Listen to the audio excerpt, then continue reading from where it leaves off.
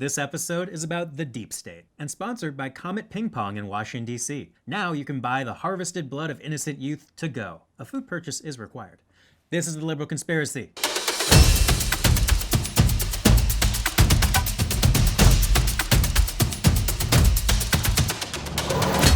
Jokes aside, I feel bad for Comet Ping Pong. The only pizza place that's been through worse PR than Pizzagate is Papa John's, and John deserved all of that.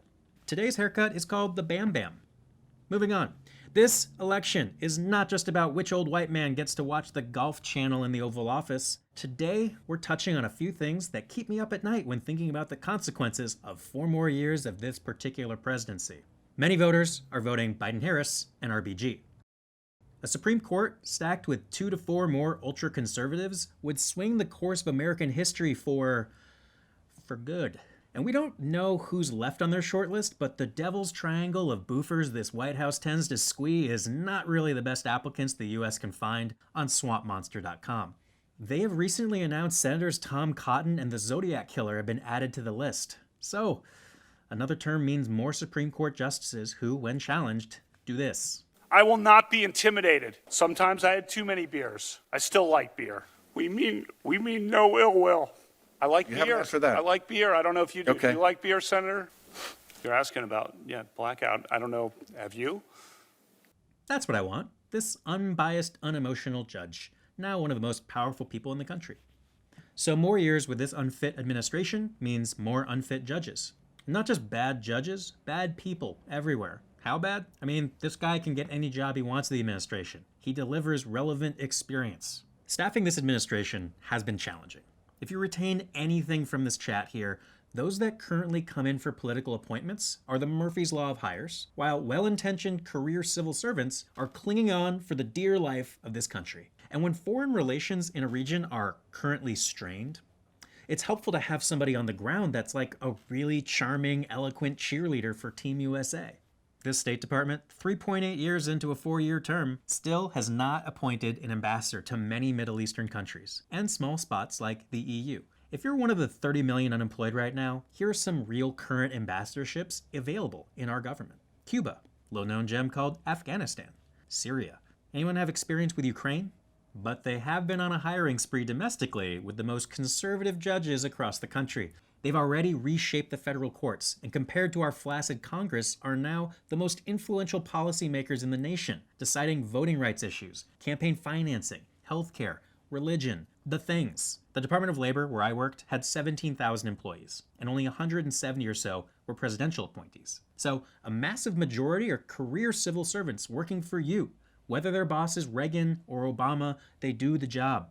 These places weren't without dysfunction before, but together we were all in the serving your country business. This country. So there was a mass exodus in 2017, but for the brave few holding the line right now, a ton of them are just spent, and rightfully so. We truly do want the best people that are qualified for government work. So mind you, this is our leader hinged, trying to still win re-election. What happens during the YOLO era where anything goes and there is no one left to gut check him on legal conventions? If you thought this presidency jumped the shark with babies in cages, renewing this shitshow for a second term is going to stop being funny altogether. Our guest knows all too well what the future of political comedy may hold if we get 4 more seasons of Mild Apocalypse. Subhah Agarwal, you are a late night writer, comedian, funny person that gives a damn. Can you explain why the clown car in Washington is not actually ideal for comedy? I remember before Trump, I headlined a room in South Dakota.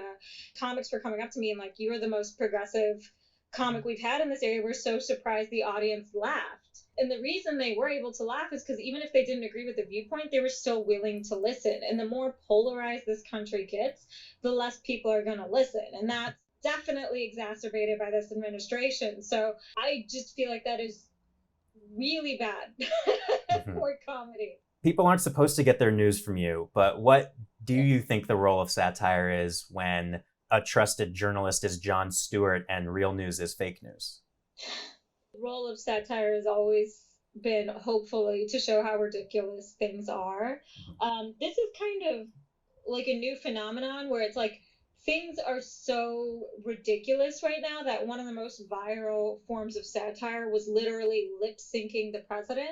Having somebody who wasn't him repeat those words with actions was enough to show you how insane this reality is. You should always look for accredited journalists. Like, just because I say it or just because like Joe Rogan says it does not mean it's facts. Like, you want to look at people whose job it is to fact check and verify, people who have a good record of getting things accurately represented. A lot of the times it just feels like yelling at people who already agree with you.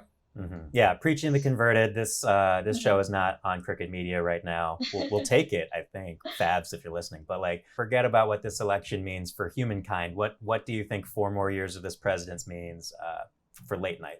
Sometimes when you're living in a nightmare, it gets exhausting. Like, you don't want to turn on the TV and see another parody. So it is a double-edged sword where it's like people are more tuned into politics than ever before, but they are also starting to get fatigued and tired of it. So I don't want to process the worst case scenario. At this point, it's just focusing on how it could not be that way and then supporting those paths. What are you doing to cope and endure and keep things funny? I think the best way to deal with feeling overwhelmed or like not in control is to actually do something, whether that be phone banking or donating. It's so fascinating because, like, honestly, like, it's very much groupthink. Just as somebody who is like honestly a fan of and fascinated by cults, like, I know that there's not a lot that entertainment or someone from the top down can do to reach those people. That's going to be the work of people in their network, people around them. What kind of cult would you like to cultivate? Are you more of a Wild Wild Country or The Vow with NVIDIA or whatever they're called? I don't think I would want to run a cult. Number one, I don't like uppers that much. Every cult leader seems to be on like meth or some sort of like Jim Jones cocktail. I'm not really into that. I like sleep. Subhah, thanks so much for joining the program. But thank you for having me. Beans, tires, mailboxes. Things politicized in 2020 you never thought possible. The consequence of a second term is currently on display at the USPS. Getting your mail in a timely manner was something we took for granted since dudes carried on horseback. Utilizing said service so people don't have to risk death to practice their basic right to vote in this republic seems useful at this particular moment, and generally good flexibility in the modern age. Here's a PSA for you co-conspirators to spread the radical idea of common sense. What if I told you there's an amazing technology out there that grants you power, independence, and could change American democracy for the better? It's called the mailbox.